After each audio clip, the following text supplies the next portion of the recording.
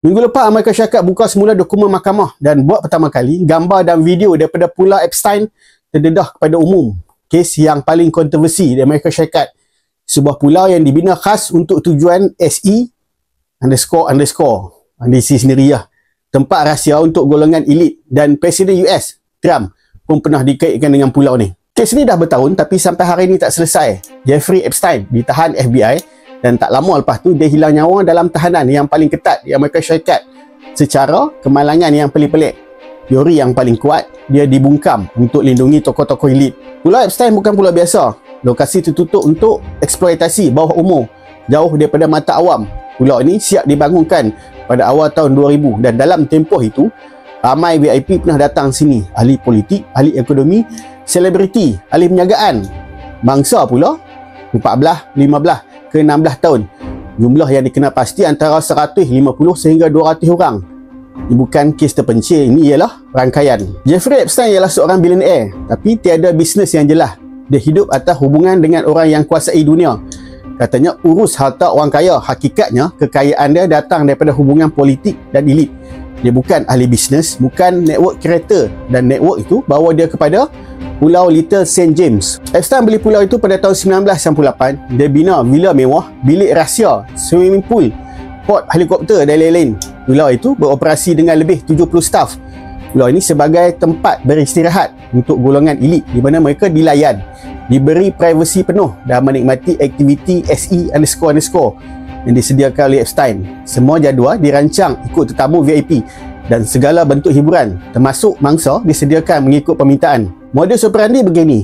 Mereka groom dulu mangsa dan bila mangsa dah percaya, mereka bawa ke pulau.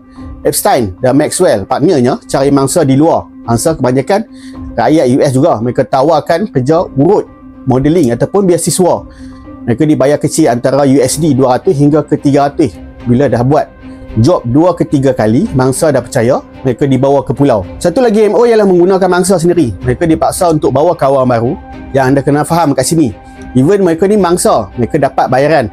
Kalau rekrut gadis baru, bayaran yang lain. Ini cipta rangkaian grooming yang lagi besar dan lebih sulit untuk dikesan. Tak semua gadis dikurung sebab operasi ini berjalan di 3 tempat. Sebahagian besar operasi grooming berlaku di rumah Epstein di Florida, New York dan juga New Mexico.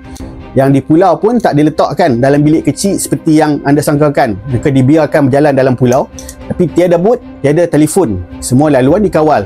Secara teknikal mereka bebas, tapi sebenarnya mustahil untuk keluar tanpa Epstein. Kes kantoi pada tahun 2005 bila seorang gadis yang dieksploit di rumah Epstein di Palm Beach melaporkan kepada polis. Dari situ polis jumpa lagi banyak mangsa. Ini turning point yang Epstein tak sempat nak kawal. Awal operasi besar dibuka. Rekod penerbangan jet peribadi Epstein, Lolita Express bocor. Nama VIP besar muncul satu persatu. Ada yang ke pulau, ada yang ke rumah dia, ada yang hadir ke event dia. Mangsa pula mengaku mereka layan ramai tetamu.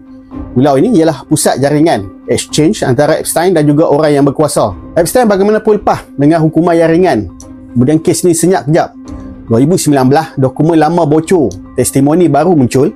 FBI dah tak boleh tutup mata. Pulau dia serbu, store, rekaman, file dan semuanya dirampas.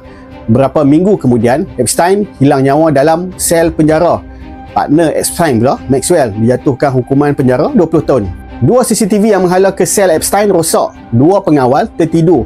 Dan doktor forensik kata kecederaan leher Epstein lebih mirip kepada bukan dia menghilangkan nyawa dengan cadar katil. Kes ini jadi perhatian seluruh dunia. Orang ramai masih tak puas hati kerana mangsa ramai, bukti luas, VIP belum disentuh dan kematian Epstein sendiri penuh dengan tanda tanya. Minggu lepas, bila lebih banyak gambar dan video dibuka, kes ni meletup semula di Amerika Syarikat.